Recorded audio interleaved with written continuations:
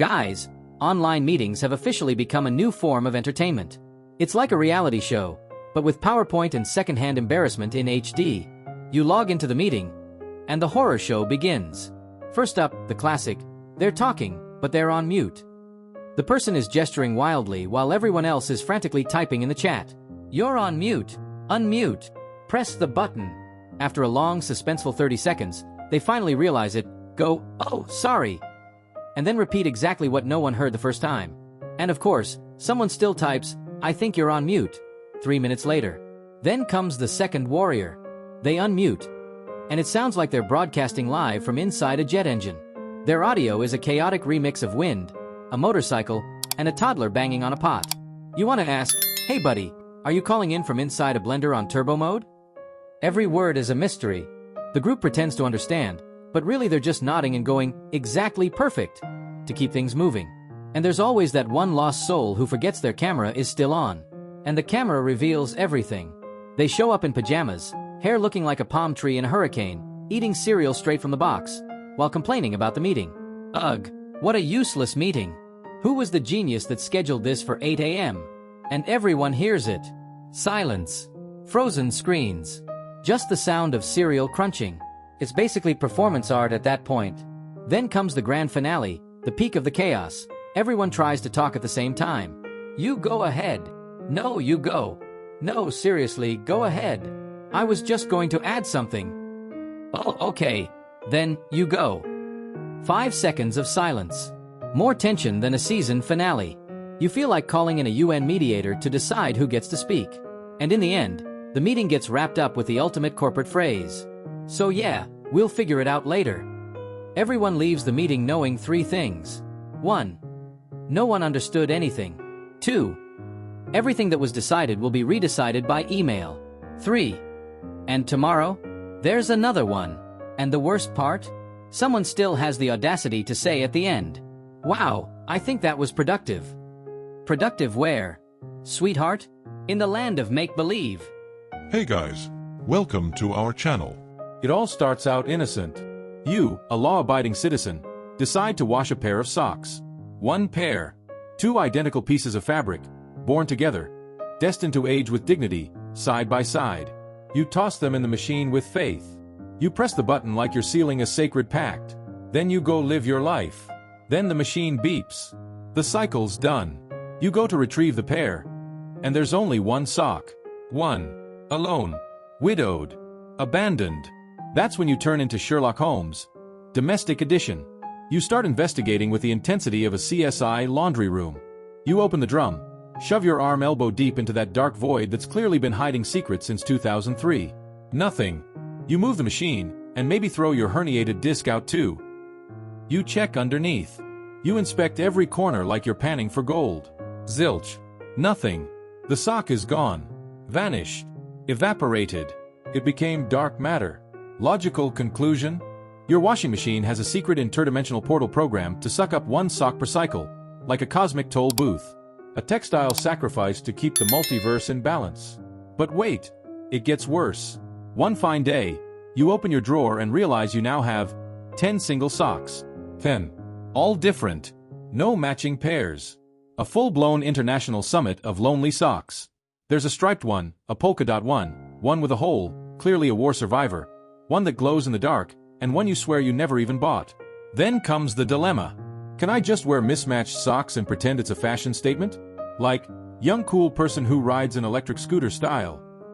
You think, no one will notice. Cut to, you taking your shoes off at your in-laws' house and hearing. So, is this a vision problem or just a fashion choice? Paranoia kicks in. You start suspecting the laundry hamper. The fabric softener. Your cat. Tobias, was it you? Come clean. Did you eat my sock or are you using it as a bed for your gross little toys? Eventually, you wonder if the sock ran away on purpose. Because honestly, after spending 8 hours a day wrapped around your foot, stuck inside a sweaty, smelly shoe, who wouldn't flee? The sock just wants a better life. Far from stinky feet and tight shoes. And so, the mystery lives on. The socks keep disappearing. The washing machine remains unpunished. And you walk around with mismatched socks, the pride of a clown and the despair of someone who just wanted to match. This is my official protest. Freedom for the socks, justice for the pears, and life imprisonment for the washing machines in interdimensional portal. You're leaving the house. You look up at the sky. Gray. Cloudy. Looks like the trailer for a post-apocalyptic movie, except it smells like pollution and your neighbor's blasting music at full volume. You think, better take the umbrella. Right. Wrong. Because an umbrella isn't an object. It's a malevolent entity with one mission: to publicly humiliate you. You grab the umbrella. That retired warrior that's been sitting behind the door for 3 years, looking like a dehydrated bat. You try to open it. It jams. It jams like it's saying, "Oh, now you want me? Where were you when it was sunny, huh?" You twist it, pull it, push it. Nothing. It's like trying to crack open a safe with abandonment issues. Then suddenly it decides to spring open on its own, like a cartoon booby trap, and nearly takes out your left eye. There you are in the building lobby, looking like you just fought a ninja octopus. But fine, you keep going. Umbrellas open. You feel like a functioning adult. The rain starts. And here comes the irony. Because the umbrella protects everything, except one random spot in the universe, the exact center of your head. A tiny cosmic drain where raindrops hit with surgical precision. Every 3 seconds. Plop. And there you are, in the middle of the street, with a cranial leak. A walking monument to public embarrassment. But wait, there's more. The universe isn't done with you yet. Wind. Umbrella's worst enemy. Just one gust. One breeze. And what does your umbrella do? Inverts. Yep. It transforms. From a respectable weather shield into a NASA satellite with a structural failure. It flips inside out, betrays you, becomes a sad, metallic flower. And you're there, wrestling this possessed object like you're fighting a dragon made of fabric and wire. You try to pull it back. It gets stuck. You try to close it. It bites your finger. It's no longer your umbrella. You're its hostage. And the people on the sidewalk? Walking calmly under awnings, staring at you like, look at that lunatic fighting a 19th century satellite dish. In the end, you arrive at your destination soaked. Shirt stuck to your body, hair glued to your forehead, socks going squelch-squelch in your shoes. And the umbrella? Folded. Bent. Looking like it just went through a nasty divorce. You look at it, all twisted and broken, and you swear it whispered, "See you next time, sucker." And yet, even so, you still put it back behind the door. Because you have hope. Or attachment issues. Or both. Bottom line. Umbrellas don't protect. They betray. They are a trap. A cosmic test. Like a toxic ex. When you need them most, they ruin your life and somehow blame you for the rain. You know that random moment that hits you out of nowhere? That sudden burst of awareness like, that's it. This time I'm serious. It's health, it's focus, it's low carb, baby. You get up with courage, throw on workout clothes, even if you're just walking to the restaurant, look in the mirror and say, "Today I become an athlete." Even though your only exercise in the last 6 months was getting off the couch to grab another bag of chips. So off you go, all pumped up, to that trendy little fitness restaurant on the corner. The front already judges you. It's written in white cursive over reclaimed wood. Organic from the heart. Love in every leaf. Love. Lies. The only thing they serve there is despair. You walk in. The place smells like kale, expired hope, and chia incense. It's like someone ran a juicer through grandma's garden and called it a buffet. The staff already pities you. They can tell. It's your first day. First time, huh? How'd you know? You're holding a soup bowl at the salad bar. So, it's like wearing jeans in a sauna, my guy. You don't belong. And then the culinary horror show begins. Arugula. A leaf that tastes like debt. You chew it and suddenly remember you forgot to pay the electric bill. Quinoa. Looks like sad rice with a master's degree in disappointment. Chickpeas. Which are neither chicks nor peas. They're boulders. You chew them during lunch and you're still chewing on the bus ride home. They don't digest. They sign a lease in your stomach. And then, the villain enters. Grilled chicken. Dry. Drier than small talk in an elevator. You cut into it and it goes creak like a haunted movie door hinge. You try to eat it. It won't go down. You think, if I spread some fitness margarine on it, maybe it'll slide. To wash down the tragedy, you grab the detox juice. It's green. But not hopeful green. Trauma green. It's got kale, lemon, ginger. And a drop of haunted basement, huh? You take a sip. It feels like getting slapped in the face with a wet aloe leaf. A chill runs up your spine. Your body can't tell if it's being cleansed or exorcised. You leave the restaurant with an empty stomach and a soul washed in tears. And then, on your way home, you see it. The bakery. That smell of fresh buttered bread calling to your DNA. You think, I'll just look. And the aroma answers. Come, warrior. We have flavor. We have comfort. We have gluten. You go in. Order a toasted roll with butter. And as you take that first glorious bite, you feel it. This is what real mental health tastes like. And the diet? The diet becomes a myth. An urban legend. Like UFOs or people who actually like tofu. And you promise yourself, Monday I'll try again. As long as Monday's not a holiday, of course. Guys, seriously. The other day I went to the bank thinking I'd sort my life out in 15 minutes.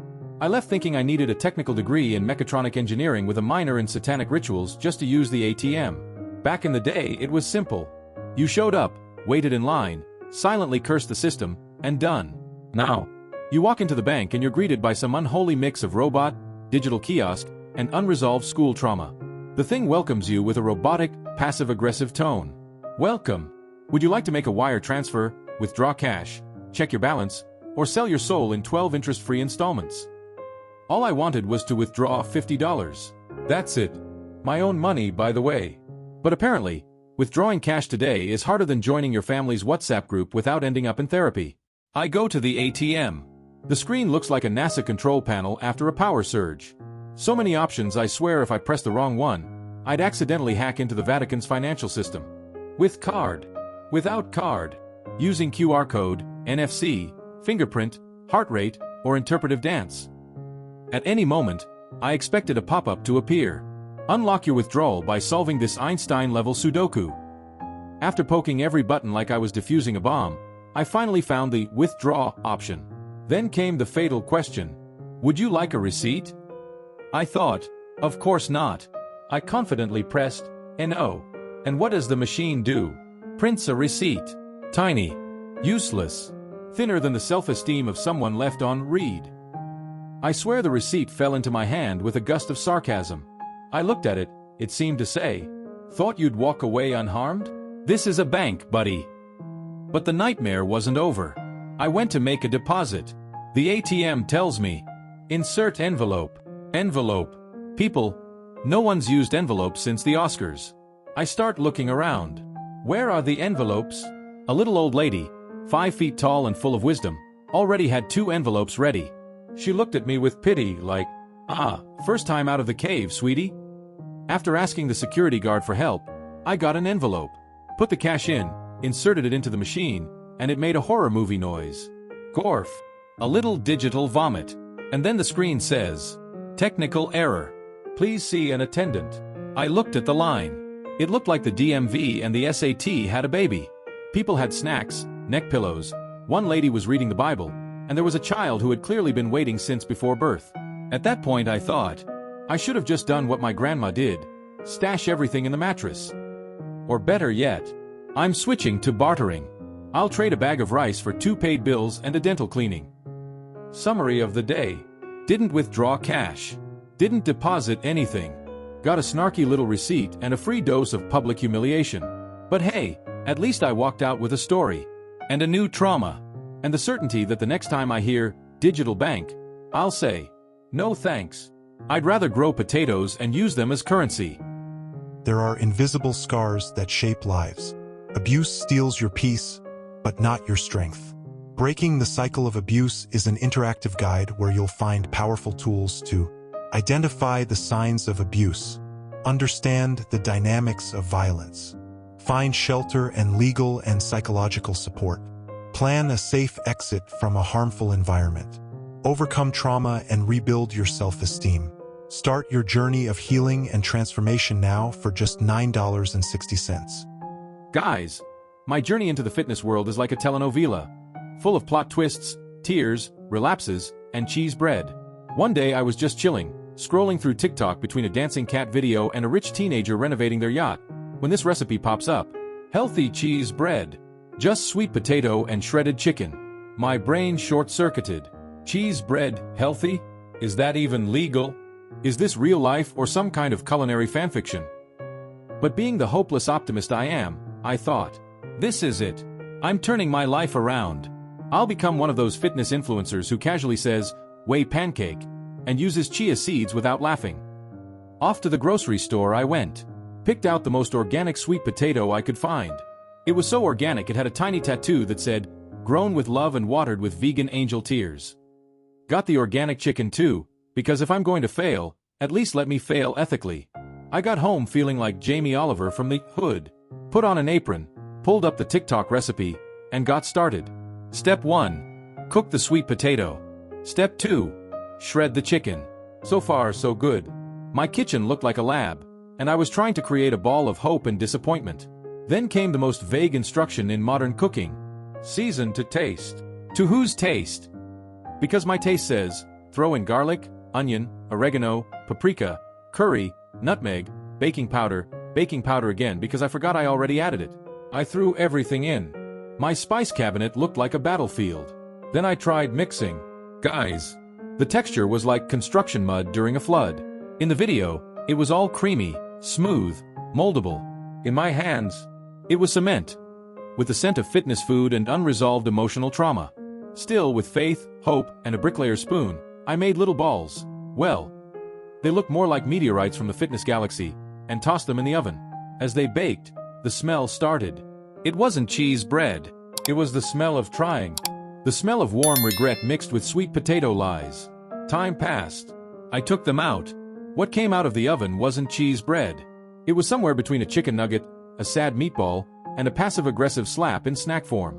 I took a bite. The flavor was, how can I put this? Conceptual. It wasn't bad, but it wasn't good. It was like elevator music.